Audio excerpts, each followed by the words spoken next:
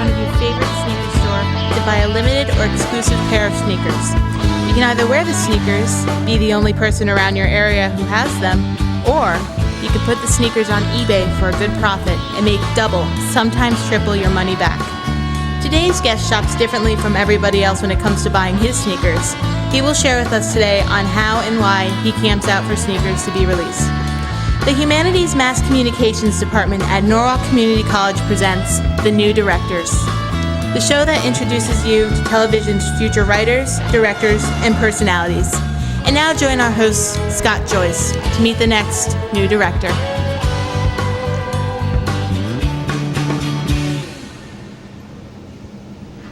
Thank you for joining us for today's edition of The New Directors. All the people involved with this program are students in the television production course and are directing, switching, controlling audio, operating cameras, and acting as talent for the first time today.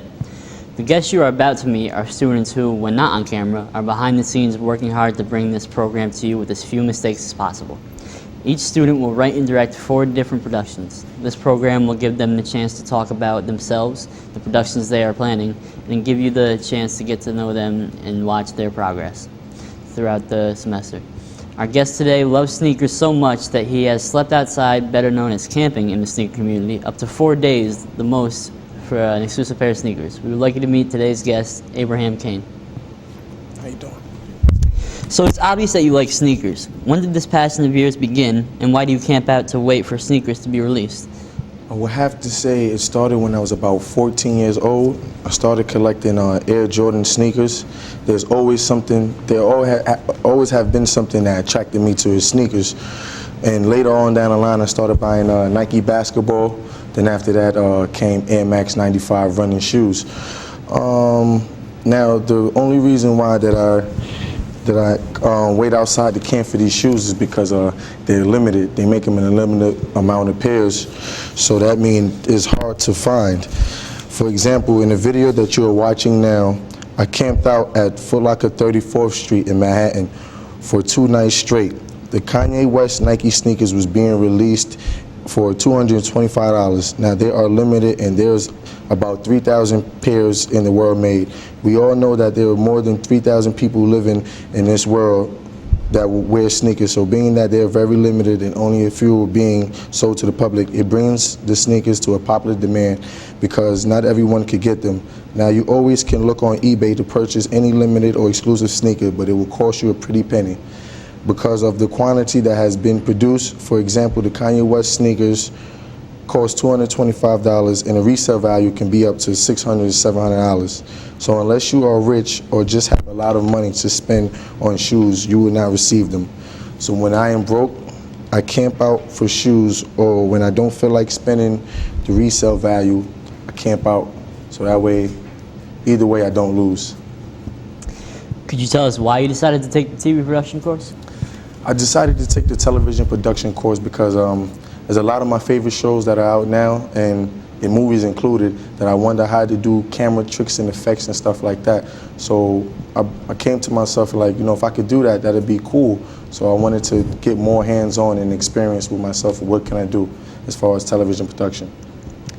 What are some of the most useful things you have learned in TV production? The most useful things I probably learned in television production is how to edit, because that's very hard, putting piece to piece together. So editing is probably one of the most useful things that I've learned in television production. Now we know you did a number of productions for the TV1 class. Can you please tell us about the Learning Sequence, the Guns N' Hoses project, the New England Winter project, and your Orange project? Okay, for my Winter project, basically for that, I use the Poor Man Dissolve and Zoom Out. I really had a practice on that. Poor Man Dissolve, when I was watching shows, I didn't know how they would do that. Start off blurry and then it'll be a clear image. So I really got used to that, and zoom in, zoom out is hard because you have to have the camera steady on the tripod and make sure you don't zoom out too fast or zoom in too slow. So you have to have a steady hand when you're zooming in and out in the camera. In my Guns N' Hoses project, I used a lot of picture-in-picture effect, also color effects. The lights go from blue to red in one scene, and also how to use graphics. So basically, I just learned how to put things together, graphics and picture effect.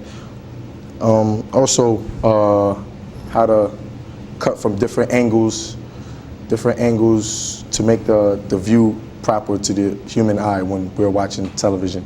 For my learners project, I learned how to use cuts and close-ups, because on the close-ups, for example, like when you watch someone touching something, you could view it from a long shot, but you have to give a close-up so you can give more description and more details of what you're actually showing, so the viewers won't get lost and you could be right on point when you're watching the movie, show, or whatever it is that you enjoy watching. So and for my orange story, I basically just learned how to make a movie, putting things together, different scenes, shots, and how to put a whole project in one. Editing was very difficult too when you come to making a movie, because you don't know which scenes that you want to put in, leave out, or add or whatever. So it was pretty hard, but I've done it. Now, I know you had one project that you felt was your best. Could you please tell us about it? The best projects that I feel like was the best was my New England winter project, because it was so much things that we learned in class that I really didn't know was around us, like the lines, converging lines, things like that. So basically what the professor was teaching us is basically around us every day, everywhere we go. I didn't know how to frame and things like that, so I learned how to frame and basically put a project together. It's my best because it's the most one that I worked the hardest. I stood out there in the snow, freezing. It was cold, but I got the job done.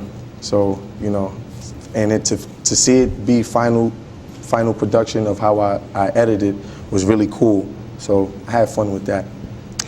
After learning how to shoot and edit these projects, what would you like to create next? I would like to create next a film documentary of sneakerheads around the world. So I just want to show you people how much fun we actually do be having when we camp out and wait for shoes. It's really not that bad, but I enjoy it. So I want to make a documentary so people can see what I'm talking about. What career would you like to pursue after graduation? Right now it's undecided. I don't have a major, but after taking this television production course, I might want to go deeper into the television production field and maybe produce nice film documentaries. So yeah. Today we got to meet someone who shared with us how and why he camps out for sneakers to be released. As a new director, he hopes that he can make documentary films on people camping out for sneakers across the world.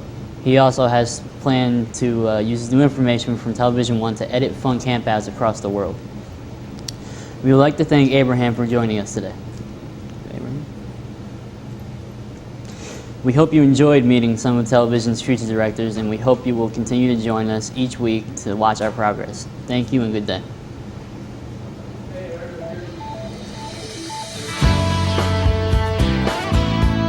This has been The New Directors, with your host, Scott Joyce, directed by Curtis Allison.